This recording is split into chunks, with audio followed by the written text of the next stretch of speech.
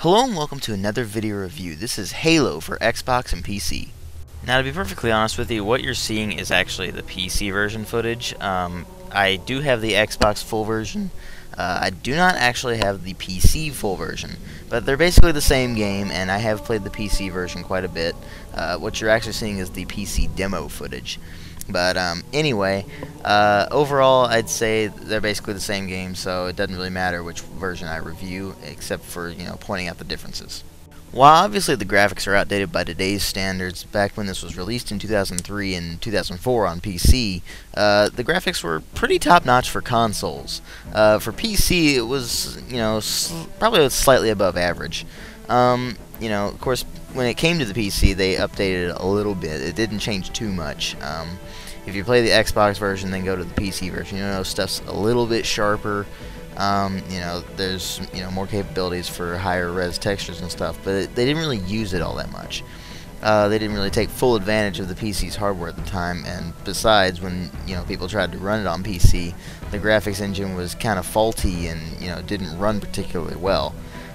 So you had some pretty weak performance on PCs for a while until they got some more powerful hardware out, and it was only because they didn't really optimize it all that well. On Xbox, you still have that problem, only the main problem with it is that it was always like that. The game is kind of a mixed bag when it comes to the frame rate. They kind of sacrificed, game speed for better visuals, and that's always a trade-off you kind of have to make. But anyway, the sound design overall is pretty good. You've got the awesome soundtrack by Martin O'Donnell and Michael Salvatore. That Halo theme has become pretty iconic in gaming now.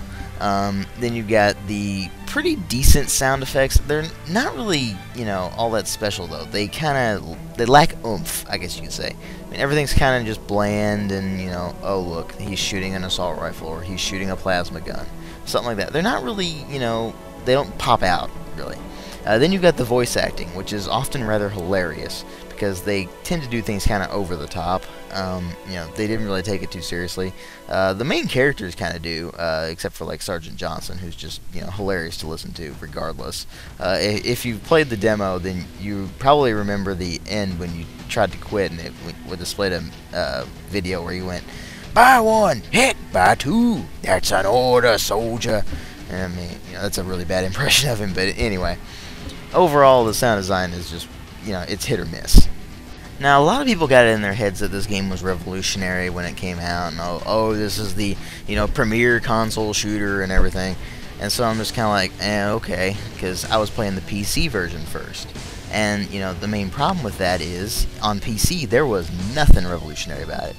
Now, between the PC and console versions, I definitely choose the PC version, but the console version isn't bad by any means. The only thing I really despise about it is that you can't turn the auto-aim off.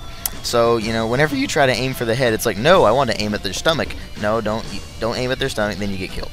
So, that really gets on my nerves, and that's why I don't really like the console version all that much. The PC version, however, doesn't have the forced auto-aim, so it makes it much easier to aim.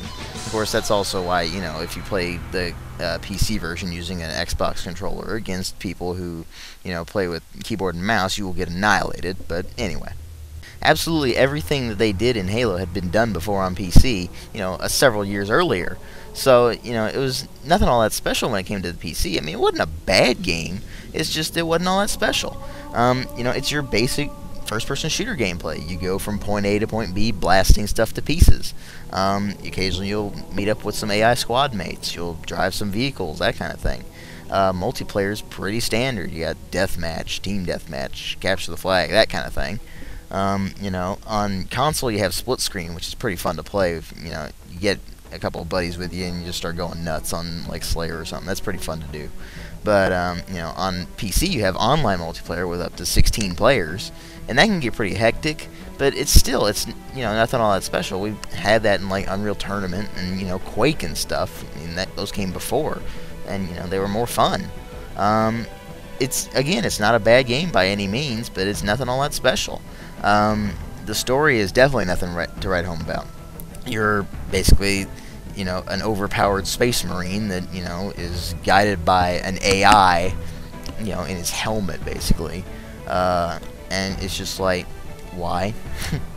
I mean, why do people like this character so much? He's a suit of armor, for crying out loud. He rarely talks, and when he does talk, it's usually something really pointless, like in, you know, the beginning of the second game where he just sits there, I need a weapon. And it's just like, really? Really? But anyway, overall, I'd say, you know, it's a fairly average game. I mean, it's worth playing just for kind of the nostalgia factor. And as far as Halo goes, this is actually the best Halo game. I have played, you know, 2 and 3. I have not played ODST yet, and I don't plan on playing Reach either. And the simple reason is, you know, I hated Halo 3. I despised Halo 3. Halo 2 wasn't too bad, but I despised Halo 3. And, you know, anyway, overall, fairly average game. I mean, it's not a bad game. It's, you know, not particularly great either. The console guys will probably, you know, love a game like this, but again, it's a fairly average game, especially if you're playing it on PC. It's fun for a while. I mean, you know, the stories just kind of gets on your nerves eventually because it's just so generic. I mean, how many times have we done this kind of thing before, you know? The setting isn't all that great. I mean, it's nothing, you know, that'll, you know, shatter your hopes and dreams or anything, but it's just not all that special. Overall, people just blow this game out of proportion, and it's just, you know, it's worth playing. I mean, it's not bad, but, you know, it's nothing all that special. It's a 3 out of 5, and thanks for watching.